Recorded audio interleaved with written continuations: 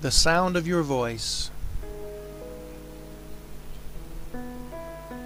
I just can't get your voice out of my head. I hear it as clear as day.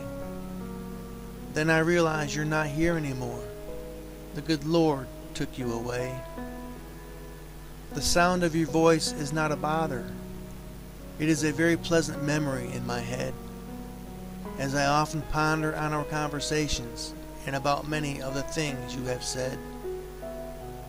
A very special and loving person you were to everyone you knew. You had a special gift. Helping other people is what you loved to do. You cared about family and friends. You kept all of your priorities straight. You always kept your calm when people did things that made you want to hate.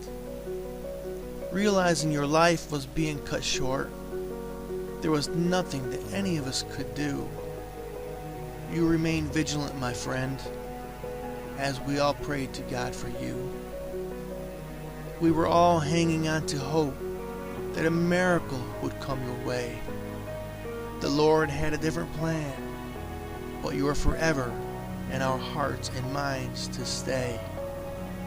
As I hear your voice, I remember that smile on your face.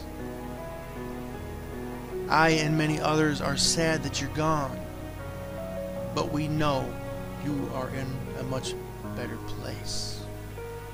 Written by E. Wayne Serrels, 15 November 2014.